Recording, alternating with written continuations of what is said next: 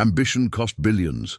Years of research, the most brilliant minds in the world, everything invested in an engine that promised to change history. But it failed, for the 30th time. With each explosion, Richard Halloway's empire collapsed.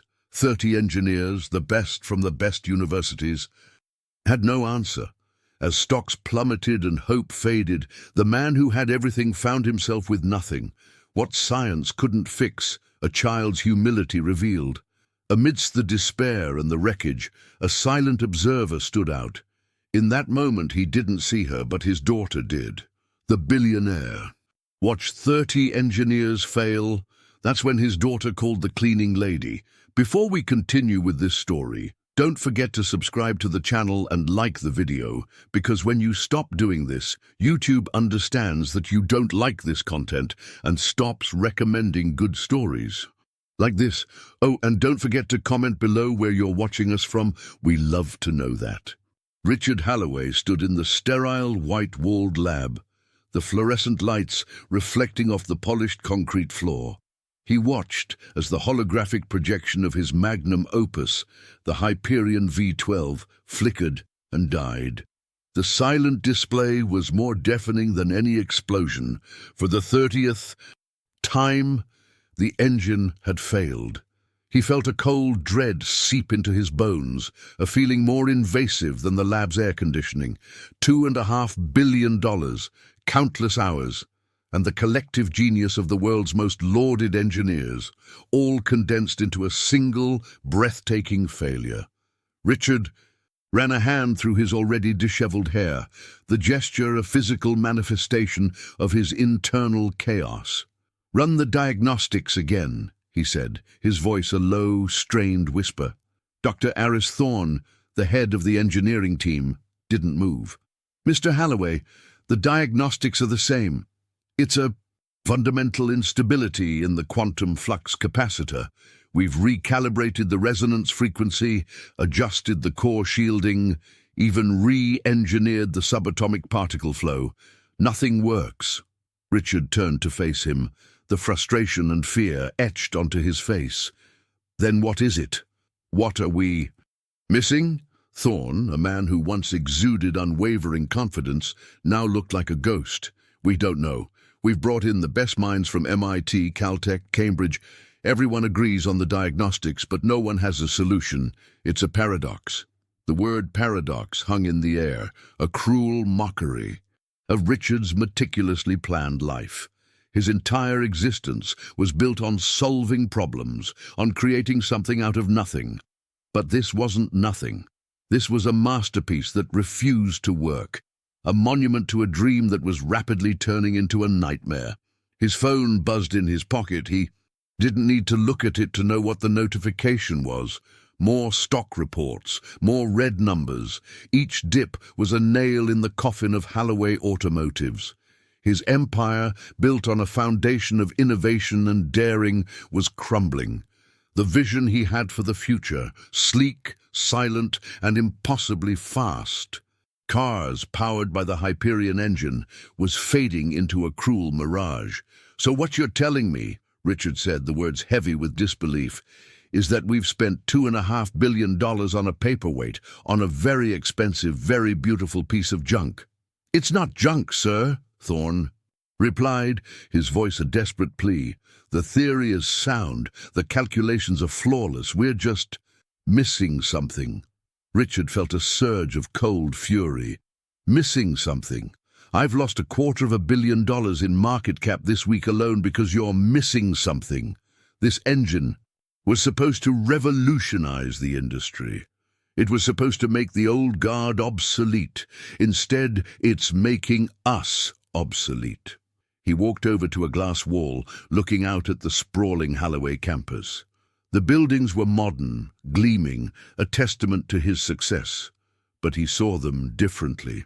Now, they were a house of cards, and the Hyperion engine was the wind threatening to topple it all. He remembered the early days, the late nights spent in a garage, a younger, hungrier version of himself, sketching designs on a napkin. He had built this company from the ground up, facing down skeptics and a lack of funds. He had always found a way, but this was different. This wasn't a resource problem or a production issue. This was a fundamental flaw, a ghost in the machine that no one could exorcise. "What are the other options?" he asked, his voice now dangerously calm. "We could revert to a combustion engine, but we'd lose our competitive edge. The market would see it as a failure to innovate," Thorne explained.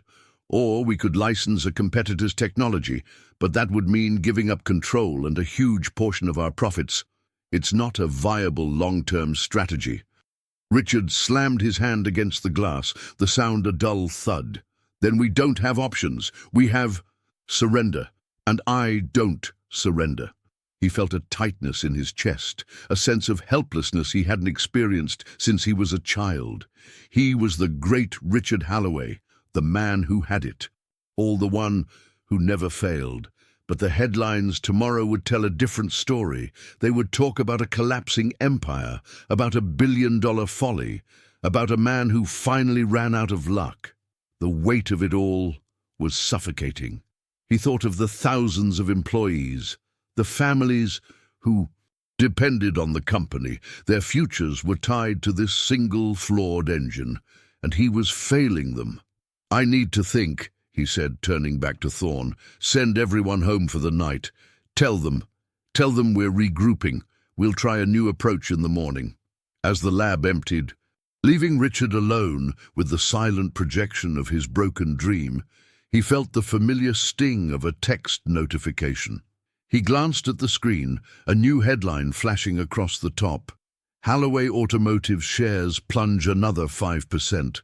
He was at the edge of the cliff, the ground beneath his feet, crumbling with every passing second. He had to find a solution. He had to save his company, his legacy, and everything he had worked for. But for the first time in his life, Richard Halloway had no idea what to do. He stood in the sterile, white-walled lab, the fluorescent lights reflecting off the polished concrete floor, and watched as the holographic projection of the Hyperion V12 flickered and died. The chaotic hum of the lab, a symphony of distressed engineers and flashing error messages, was a familiar torment. Richard Halloway, however, was deaf to it. His world had shrunk to the cold, dead screen of the holographic projector, a perfect, silent monument to his failure. He was so consumed by the wreckage of his ambition that he didn't notice the gradual shift in the atmosphere. The panicked energy of the engineers had dissipated, replaced by a quiet, strained tension. They were all gone, but he hadn't told them to leave. Then he saw her. Amidst the tangled chaos of severed cables and the acrid smell of burnt plastic, she was a still point in a turning world, the cleaning lady.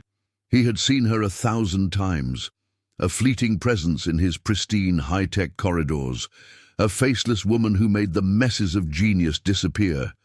He knew her only by her uniform and the quiet efficiency of her movements. He didn't even know her name. She was a middle-aged woman, black, with a gentle, dignified presence that seemed out of place in the lab's frantic energy. She wasn't sweeping. She wasn't mopping. She stood by the remnants of the failed engine, her head tilted, a deep, thoughtful crease between her brows. Her eyes, dark and intelligent, weren't fixed on him or the engineers, but on the burnt cables, the wisps of smoke that still curled from the wreckage. She wasn't just looking. She was observing. Richard had never seen her look at anything with such intensity. Not the spills on the floor, not the dust on the control panels, nothing. It was as if she was seeing something the most brilliant minds in the world had missed. He felt a prickle of irritation. Who was she to be in here looking at his failure? This wasn't her domain. But before he could speak, he noticed a little girl by her side. She was small, no older than 5, a splash of vibrant color in the sterile white lab. Her dress was a kaleidoscope of bright blues, yellows, and reds, a stark contrast to the monochrome environment. The little girl didn't look at the engine or the smoke. Her gaze was fixed on the cleaning lady. She reached out a tiny finger and pointed, not at the engine, not at Richard, but at the woman. Her gesture was simple, clear, and utterly profound. It was a wordless declaration, a silent testament, as if to say, "She knows what to do." The moment hung in the air, a surreal tableau. The billionaire on the verge of ruin, the broken engine, the silent observer, and the child who pointed a finger of hope. The unspoken words of the little girl hung in the air, a bizarre, childlike prophecy that seemed to resonate with an unnerving truth. Richard, in his desperation, felt a flicker of something he hadn't felt in days: curiosity. He watched the cleaning lady, her expression unreadable, her focus unbroken. He had spent his life surrounded by people who spoke in equations, in algorithms, in market trends. This woman spoke only in silence, her quiet presence more compelling than 1,000 PowerPoint presentations. She wasn't looking at the data, she was looking at the reality, the physical manifestation of the failure, the acrid smoke, the glowing wires. She was a detective of the mundane, a savant of the tangible. He dismissed the thought as a symptom of his spiraling stress. He was looking for a savior in the most absurd of places. A janitor? What could she possibly know about quantum flux capacitors and resonance frequencies? But the little girl's gesture was impossible to ignore. It was too pure, too direct. It was an instinct, a simple truth that a child's mind could grasp while the greatest engineers were lost in their complex theories. The silence stretched on, broken only by the soft whir of the lab's cooling systems. The cleaning lady didn't move. She just watched. Her gaze wasn't one of awe or confusion, but of calm, deliberate consideration. It was the gaze of someone who wasn't just looking at the surface, but at the underlying flaw. She was a problem solver, not of abstract concepts, but of tangible messes. And right now, the Hyperion V12 was the biggest mess she had ever seen. The little girl lowered her hand, her expression one of utter conviction. She then took a step back, her tiny hand finding the woman's. The cleaning lady gently squeezed her hand, her eyes never leaving the smoking engine. The message was clear. They were a team, and they had seen something no one else had.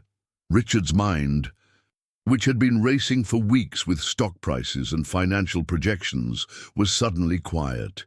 He was no longer thinking about his empire. He was thinking about a single, smoldering cable. What was she seeing? What was he missing?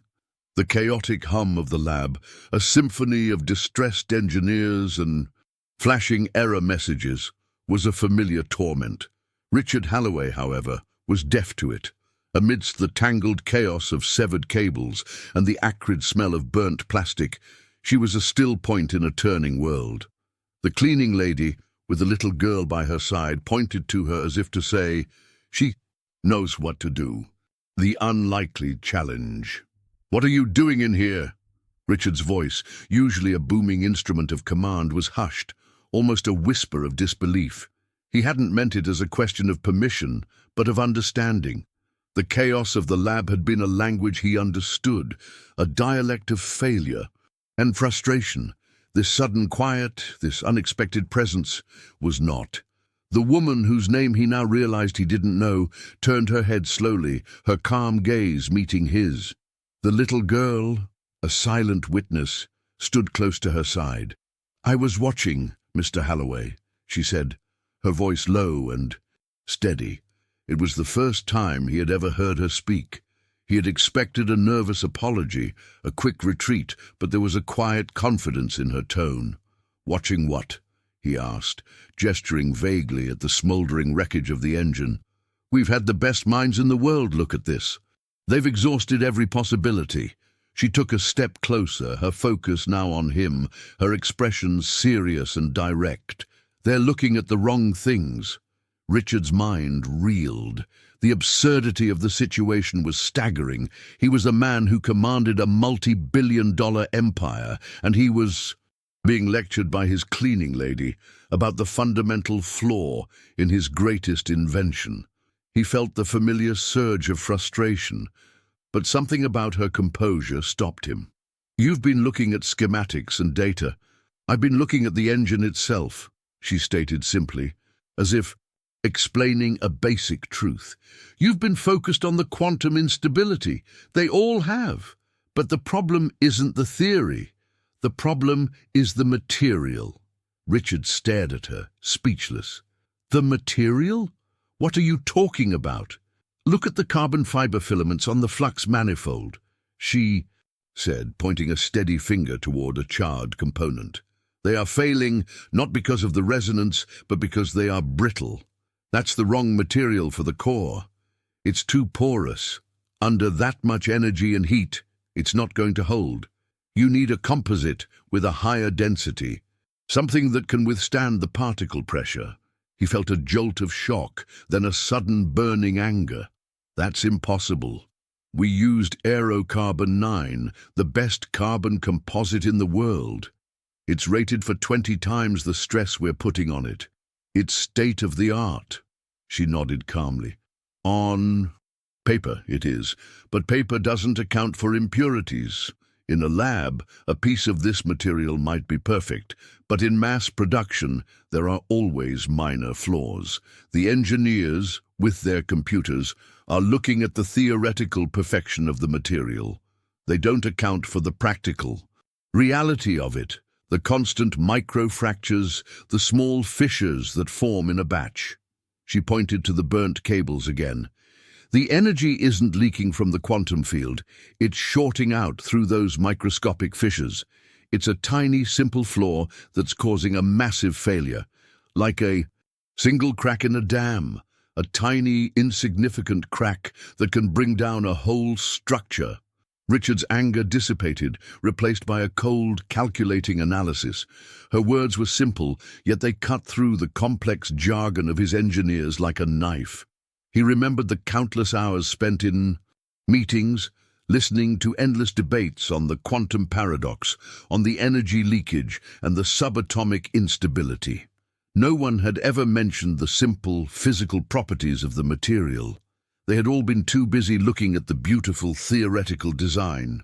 "And how do you know this?" he asked, his voice now a mix of awe and disbelief. "My name is Maria," she said, as if finally giving him a key. "I've been cleaning this lab for 15 years, Mr. Halloway.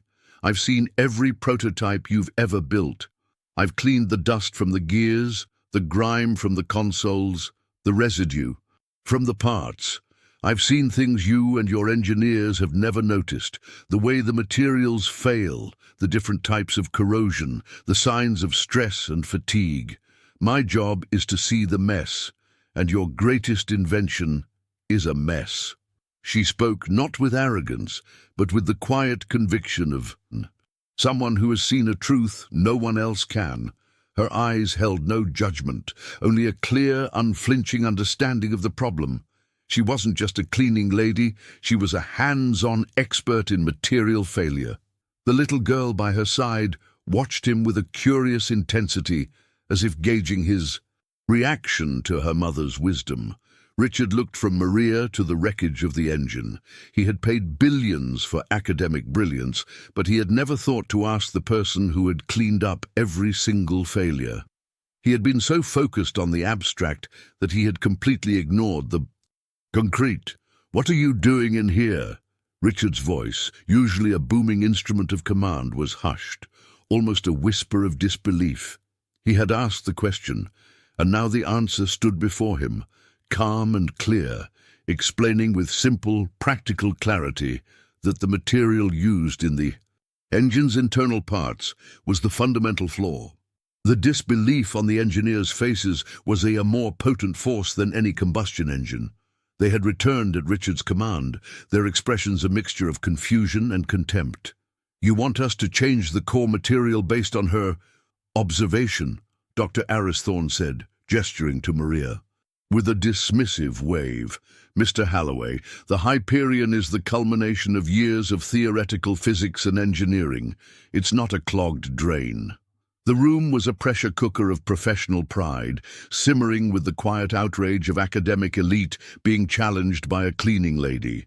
But their skepticism was no match for the desperation in Richard's gut. The stock price notification on his phone was a constant, cold reminder that he was losing his empire. He had to take a chance. "We're going to do it," Richard stated, his voice ringing with a new, dangerous clarity. He looked at Thorne, then at the rest of his team.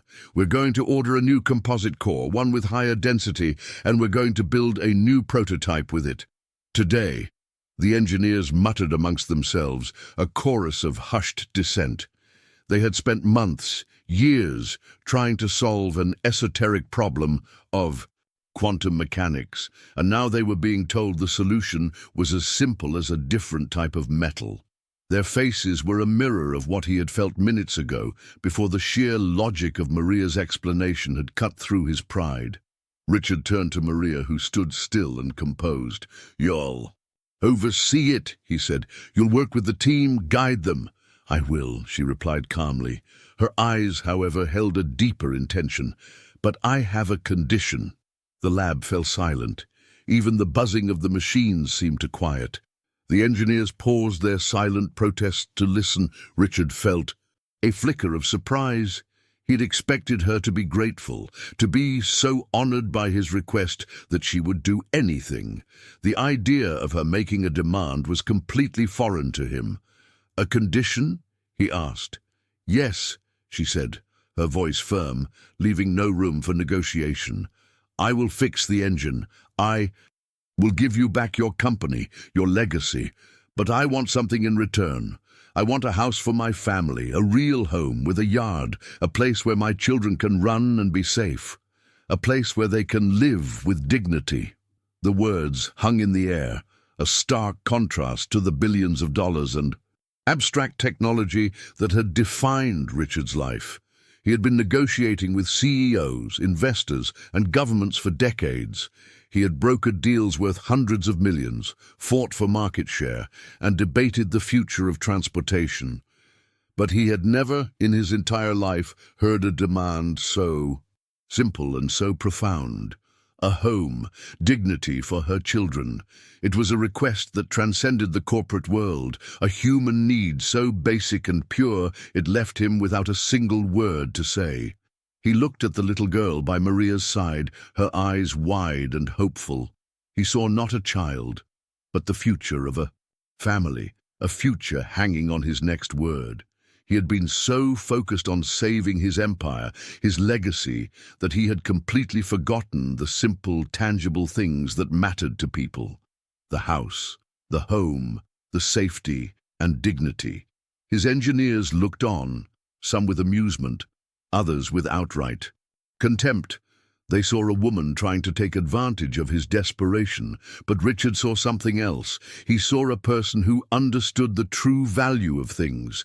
He saw a quiet dignity in her demand, a moral clarity that his world of stock prices and market share had completely lost. He was a man who had built his life on calculated risks. This was the biggest one yet, a leap of faith, not just in a different material, but in a different way of thinking entirely. He would trust not the genius of a dozen PhDs, but the practical wisdom of a cleaning lady. He looked at Maria, at the quiet strength in her eyes, and a single foreign thought came to him. She was not just asking for a house, she was asking to be seen, to be acknowledged for her worth, for the value she brought to his company, not as a faceless cleaner, but as an expert. "Done," he said, the word a simple, irrevocable promise. House, you have my word." The disbelief on the engineers' faces was a more potent force than any combustion engine.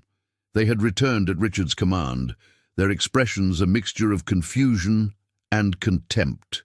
They were here because Richard had decided to take a risk, and the woman who had agreed to help him had just laid out her condition. "I'll fix it, but I want a house for my family, a place where my children can live with dignity." Richard was left without a word, but he agreed. With a single confident twist of a discarded screwdriver, Maria began her work. The lab, once a place of sterile corporate precision, had become her workshop. She had rejected the specialized multi-million-dollar tools of the engineers, opting instead for a collection of worn, improvised instruments. A bent wire became a precision hook, a flattened piece of metal, a custom wrench. Her hands, used to the repetitive motions of cleaning, now moved with the delicate, unwavering skill of a master artisan. The air, once thick with the abstract jargon of theoretical physics, now held the tangible tension of a real task. The engineers, led by a visibly skeptical Dr. Thorne, watched from a distance. Their contempt had not yet faded, but it was now laced with a reluctant curiosity. They had studied the blueprints for years, but Maria was touching the physical reality of the engine, the parts they had only ever seen on screens and in schematics. They watched, dumbfounded, as she bypassed the complex diagnostic protocols they had created. She wasn't running tests, she was feeling for the problem. She began to carefully dismantle the flux manifold. Each bolt was unscrewed with a practiced ease, each component lifted with the precise judgment of someone who knew its weight and balance. She wasn't just taking things apart, she was dissecting a mystery, her eyes scanning each piece for the telltale signs of the flaw she had identified. The engineers had designed a system of interlocking parts, a puzzle of perfect theoretical fit. Maria, however, saw the imperfections, the microscopic fractures invisible to the naked eye. She used a small, handheld magnifying glass and a simple headlamp to inspect each component, a stark contrast to the high-tech scanners that had failed to find anything. Her movements were a ballet of practical knowledge. She adjusted a small coupling with the confidence of a watchmaker, tightened a loose connection with a simple pair of pliers. It was clear she was not working from a manual, but from a deep, ingrained understanding of how things worked. She wasn't just reassembling, she was recalibrating. She was making the parts fit, not in a theoretical sense, but in a real, physical one. The little girl, her silent support, never left her side. She stood with her tiny hands clasped behind her back, her gaze fixed on her mother's work. Her presence was a beacon of trust in a room full of doubt. She would occasionally point to her mother, her small voice cutting through the silence of the lab. "She can do it," she'd say, her words a pure, unshakable vote of confidence. The phrase, simple and childlike, was a powerful counterpoint to the engineers' skepticism. It was a truth they were too proud to admit, a belief they couldn't grasp. As the night wore on, the engineers' expressions shifted from disbelief to a quiet, grudging respect.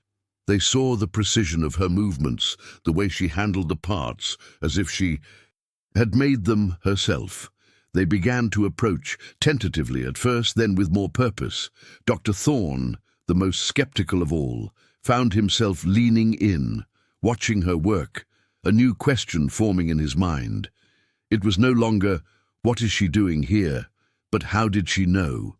Richard, who had watched from a distance, felt a sense of awe. He had built a global empire on the backs of brilliance and innovation, but what he was witnessing now was something else entirely.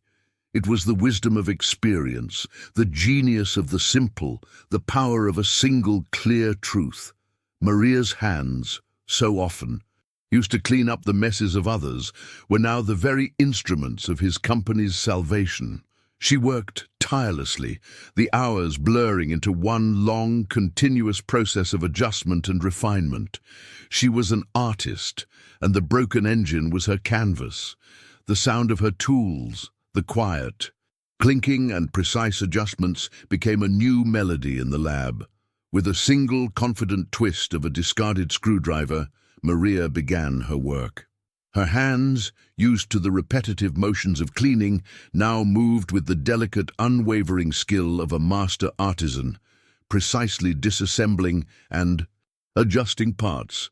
The engineers watched in silent, growing disbelief, while the little girl stayed by her side, pointing with a proud declaration, "She can do it!" The final diagnostics were complete.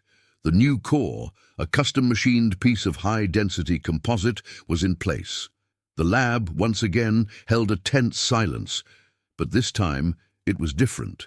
It wasn't the silence of defeat, but of anticipation. 2 full days had passed since Maria had begun her work. The engineers, their initial skepticism replaced by a profound, grudging respect, had watched her every move. Now, with the final adjustments made, everyone held their breath. Richard Halloway stood at the control panel, his hand hovering over the activation button. His heart pounded in his chest, a frantic drum against his ribs. This was it, the moment of truth. His entire empire, his legacy, rested on a single, binary choice, failure or salvation. He looked at Maria, who stood calmly to his right, her daughter at her side. Her eyes were fixed on the engine, a quiet confidence, radiating from her that was more reassuring than any technical report. He pushed the button. A low, resonant hum filled the air, a sound so different from the previous attempts. This was not the strained whine of a failing machine. This was the deep, steady thrum of power, the holographic projection of the Hyperion V12 flickered to life on the screen. The numbers, once a cascade of red warnings, were now a steady, vibrant green. A collective gasp swept through the lab. The engineers leaned in, their faces pressed against the glass barriers, their eyes glued to the monitors. The temperature gauge, which had always spiked into the red zone and triggered the automatic shutdown, began to climb. 10,000 degrees, 20,000, 50,000. The numbers soared past the critical point, past what the engineers had calculated was even possible. But the system did not fail. There was no smoke, no crackle of energy, no scent of burning metal. The engine was holding. And then something impossible happened. The energy output gauge, instead of dropping, began to climb. The heat, that great destructive enemy they had spent years trying to contain, was being converted. The hotter the engine became, the more energy it produced. The system was now not just stable, it was an energy-generating paradox. Dr. Aris Thorne stumbled back from the console, his jaw slack. It's a thermal conversion paradox," he stammered, his voice filled with an almost childlike wonder. "The thermal energy from the quantum flux capacitor is being captured and recycled into the core. It's not a bug, it's a feature." Richard stared at the screen, the numbers climbing into the impossible, his mind struggling to process the revelation. His engineers had built a cage for the heat, a containment system. Maria had seen it as a source, a raw, untapped resource. She hadn't fixed a flaw. She had unlocked a new, groundbreaking principle of physics. The engine wasn't just working, it was performing far beyond its original design. He looked at Maria, a woman who had spent 15 years in the silent corners of his life. She had no degrees, no accolades, no place in the world of academic theory. But she had something more. She had the practical genius of someone who understood how things actually worked, not how they were supposed to work. She had seen the simple truth that a billion-dollar team of engineers had missed. The impossible had been done. The engine continued its steady, flawless operation. The low hum of power filled the air, a beautiful, triumphant sound. The engineers, their faces a mixture of disbelief and reverence, looked not at the screen, but at Maria. She had solved their paradox with simple tools and an understanding that came not from a textbook, but from the reality of the physical world. The final diagnostics were complete. The lab once again held a tense silence, but this time it was different. Everyone held their breath. The engine was turned on again, and this time the system did not fail. It withstood previously impossible temperatures, transforming the heat into extra energy. The impossible had been done by a simple cleaning lady. The sight of the perfectly functioning engine, humming with a power no one had believed possible, was a revelation. Richard Halloway, the man who had built his life on steel and concrete, felt a rush of raw, uncontained emotion he hadn't known in decades. He wasn't just relieved, he was humbled. He looked at Maria, the woman who had spent 15 years as a ghost in his corridors, and saw her for the first time. She had been a presence he moved past without a second thought, a part of the background, as invisible as the air. And yet, it was this invisible woman who had seen what his brilliant, highly paid engineers had missed. She hadn't just fixed his engine, she had saved his company from a collapse that would have wiped out his entire fortune and legacy. More than that, she had saved his future. The dread that had been a constant companion for weeks, the fear of losing everything, was gone. It had been replaced by an overwhelming sense of gratitude and a profound, life-altering understanding of what truly matters. He walked over to her, the polished concrete floor seeming to stretch out between them like a vast, corporate desert. When he reached her, he didn't offer a handshake or a formal thanks. He looked her directly in the eye, and his voice was thick with emotion. "Maria," he began, the name feeling foreign on his tongue, "you didn't just save my company. You saved my future, my entire legacy." He paused, searching for the right words, for a way to express the immense debt he felt. "The house we talked about, that's just the beginning. I'm going to change your life, your family's life, everything, forever." The little girl, who had been a quiet observer, now clapped her hands, her face lit with a joyous smile. Maria simply nodded, her steady gaze never leaving his. There was no triumph in her expression, no arrogance, just a quiet acceptance of a truth that had always been there, waiting to be seen. The engineers, who had watched the entire exchange, now looked at her with a starkly different gaze. The contempt and condescension were gone, replaced by something akin to awe. Dr. Thorne, the most vocal of the skeptics, was the first to approach. He extended a hand to Maria, his voice a quiet, sincere apology. "I'm sorry, Maria. We were blind. You saw what we couldn't." The others followed suit, a line of the world's most brilliant minds, humbling themselves before a woman who had taught them the most important lesson of their careers. They saw her not as a cleaning lady, but as a master technician, a genius of practical application. They saw her quiet confidence as the strength of someone who understood her craft completely, and they were filled with a respect they had never given her before. Richard watched the scene, a powerful and poignant reversal of the corporate hierarchy he had always known. The man at the top of the ladder was bowing to the woman who cleaned the floors at the very bottom. He had built a company on the idea of innovation, but the greatest innovation had come not from a lab, but from a quiet, observant mind that had been there all along. The impossible was done. He had found his solution in the most unexpected place, in the most unlikely person. The woman who had been invisible to the world had saved his empire, and in doing so had made herself completely, irrevocably visible.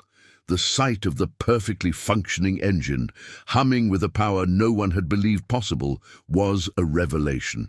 Richard Halloway, the man who had built his life on steel and concrete, looked at the woman who had been invisible to everyone, and realized she had saved not only his company, but also his future. He promised to change her life and her family's lives forever, while the engineers, once arrogant, now looked at her with respect and admiration. The key felt heavy in her hand, not in a physical sense, but with the weight of its meaning. It was the key to a new life. The house was not a mansion, but it was perfect, a modest two-story home with a wide green lawn where her children could finally run without fear. The security detail was discreet, a silent presence that watched from a distance, a constant reminder that her life was no longer her own. She had been given the recognition she deserved, a public thank you from Richard himself, an acknowledgement that she was no longer an invisible woman. Her new life was a whirlwind of firsts, Her children, for so long confined to a small apartment, now had their own rooms. They no longer had to share a single bed, no longer had to worry about the leaking roof or the broken windows. The fridge was always full, and the fear of hunger, a constant low-level thrum of anxiety, was gone. Maria herself was given a position in the R&D department, not as a cleaner, but as a consultant on material science. It was a title that felt both alien and completely earned. Her daily routine had been turned on its head. She no longer woke at dawn to a bus schedule, but to the silence of her own home. Her days were now filled not with brooms and mops, but with meetings and blueprints. But along with the new life came a new kind of fear. The recognition that had elevated her also put a target on her back. The initial disbelief and awe from the engineering team had not been shared by the rest of the world. The news of her discovery had spread like wildfire. The headlines at first were a curious mix of praise and thinly veiled scorn. "Billion-dollar engine fixed by cleaning lady" was a popular refrain. It was a story the world couldn't resist, a tale of a humble genius that should have been a fairy tale. But for the investors and competitors, it was a nightmare. They saw not a genius, but a liability. For years, they had invested millions, billions even, in their own research and development, following the same academic paths as Richard's team. They had all been trying to contain the thermal energy of the new engines, to find a way to shield the cores. The idea that a single woman, without a single degree, had seen a simple solution they had all missed, was unacceptable. It was an insult to their pride, to their investment, to the very foundation of their corporate existence. The first threats were subtle. Hushed phone calls from brokers who had lost a fortune in the stock's collapse, an email from a powerful rival corporation congratulating Richard on his innovative hiring practices and questioning the validity of his new technology. Then they became more direct. Strange cars parked down the street from her new home. An anonymous letter, its words cut from a newspaper, delivered to her mailbox. "You can't buy a genius." Another one, a few days later, "Some secrets are better left undiscovered." The security detail was a good idea, a necessary one, but it could not stop the feeling of being watched, of being hunted. Her quiet victory had become a loud public spectacle, and her simple, practical truth was now seen as a threat to the world order. They couldn't accept that the greatest secret in the automotive industry had been unlocked by a woman they had once considered a nobody. They couldn't stand the idea that the answer wasn't in a complex algorithm or a multi-million-dollar test, but in the observant eyes of a cleaning lady. Her success was a direct indictment of their failure, a testament to their blindness, and they would not forgive it. The key felt heavy in her hand, not just with the weight of a new life, but with the burden of its security. The recognition she had received was both a blessing and a curse, and as she stepped into her new home, she knew her life would never be simple again. Investors and competitors, furious that a simple cleaning lady had discovered the secret they could not, had already made their first moves. The threats, once a low, distant hum, were now a loud, unmistakable roar. It was no longer just disgruntled investors or jealous competitors. Richard Halloway's security team, the same team that had protected his life and his corporate secrets for decades, came to him with a grim report. It had been discovered that powerful organizations were watching Maria, not just corporations, but global entities, industrial consortiums, and black market technology syndicates. They weren't just interested in the engine, they were interested in the mind that had unlocked its secret. The intelligence was chilling and precise. The whispers that had been circling in the underworld of technology were now full-blown rumors. Maria was too valuable a resource to be left alone. She held a unique understanding of practical material science, a knowledge that transcended the theoretical. The rumors were simple, brutal and to the point. She could be forcibly recruited, a prized asset taken against her will, or if she proved too difficult, she would be silenced.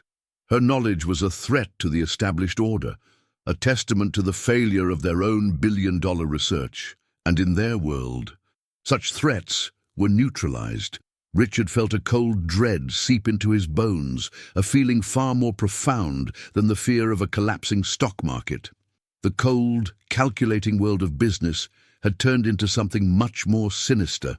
The woman who had saved his empire was now a pawn in a game he didn't even understand. But she wasn't just a savior anymore. The time they had spent together in the lab, the shared silence of her focused work and his watching, had forged a new bond. He saw her not as an employee, but as a person of immense, quiet dignity. He saw her daughter not as a silent witness, but as a symbol of pure, innocent hope. He was no longer just protecting his company's asset, he was protecting a family. He had promised to change her life forever, and he had. He had given her a home, security, and a new identity. But in doing so, he had exposed her to a danger she was completely unprepared for. The realization hit him with the force of a physical blow. He had been so focused on saving his empire, he had failed to see the new kind of threat he had invited into her life. He looked out the window of his high-rise office, the city stretching out below him like a cold, indifferent machine. He had always been a predator in this world, a man who saw opportunities and took them. But for the first time in his life, he felt a primal need to be a protector. This wasn't about a hostile takeover or a market maneuver. This was about something fundamental, right and wrong. He picked up the phone, his mind a whirlwind of possibilities. He had to be smarter than them, faster. He had to use his resources, his influence, everything he had built, not to win a corporate war, but to shield two people from a world that wanted to consume them. He had 100 ideas, each more desperate than the last. Relocation, private security, public statements, disinformation campaigns. The stakes had been raised. They were no longer playing with numbers on a screen. They were playing with human lives. He had built his world on a foundation of steel and ambition. But now, that very foundation was being tested by the one thing he had always considered a weakness: emotion. His connection to Maria and her child was no longer a corporate decision. It was personal. It was a promise, unspoken but understood. He had to keep them safe, no matter the cost. His mind, once focused on the quarterly reports and market fluctuations, now shifted to the brutal, practical reality of his new mission. He would use every weapon in his arsenal, every resource at his disposal. He would bring his entire empire to bear on this one singular purpose. He would protect them at all costs. The threats, once a low, distant hum, were now a loud, unmistakable roar. It had been discovered that powerful organizations were watching Maria, and the rumors were chillingly direct. She might be forcibly recruited or silenced. Richard, now deeply and personally connected to her and the child, made a quiet, unwavering decision. He would protect them no matter the cost. She didn't just save an engine. She saved a man. Richard Halloway looked out at the sprawling city from his office window, a cold glass pane that had always separated him from the world. For years, he had seen that world in terms of market value, corporate conquest, and technological dominance. He had built an empire on the idea that genius resided in institutions, in pedigreed degrees and exclusive circles. Maria, a woman who had spent 15 years as a ghost in his corridors, had shattered that illusion. She had not only saved his company, but had also, and perhaps more importantly, changed the very lens through which he saw life. He realized now that he had been blind. He had sought the answers to his greatest challenge in the most expensive, most exclusive places, when the truth had been right there, in the quiet observation of a woman who had seen the practical realities of his creation. Her genius was not of the academic sort, but of a deeper, more fundamental kind, the genius of experience, of looking at things not as abstract concepts, but as tangible objects that obeyed the simple, unforgiving laws of the physical world. She had shown him that brilliance can come from the most unexpected places, from the hands that clean the floors, not just the minds that design the systems. And for Maria, the change was just as profound. The money and the recognition were a part of it, yes. They were the key to a new life, to a house with a yard and a fridge that was always full. But the true value of her victory lay in something far more intangible. It was the feeling of walking into a room and being looked at, truly seen, not as a faceless employee, but as a person with a mind and a voice. It was the feeling of being respected, not for her social status, but for her intrinsic worth. The house was a home, a physical place of safety, but the true home she had found was in the dignity of her new life. She had found a new kind of family, not just with her children, but in the respect of the engineers and the unwavering support of Richard Halloway. The arrogant arrogance of the academic world had been replaced by a quiet admiration, and she knew that the change in them was her true legacy. She hadn't just fixed a machine. She had repaired the broken pride of some of the world's brightest minds. She had found a home where she was no longer an invisible shadow. She was a person of value, a mind that was listened to, a mother whose children could finally thrive. The threats from the outside world were a constant reminder of the price of her success, but they could not take away the profound truth she had discovered. Her genius was hers. Alone, earned not in a classroom, but in the quiet hours of hard, practical work. It was a secret that could be copied, but the dignity she had found was a reward that no one could ever take from her. She didn't just save an engine, she saved a man. Richard Halloway, for the first time in his life, saw the world not as a game of numbers and power, but as a place where true genius could be found in the quiet, unexpected corners. And for Maria, the reward was not in the money or recognition, but in something even more valuable: the dignity, the safety of her family, and a home where she was finally respected. For more stories that matter, join our community. Subscribe to Say Tales.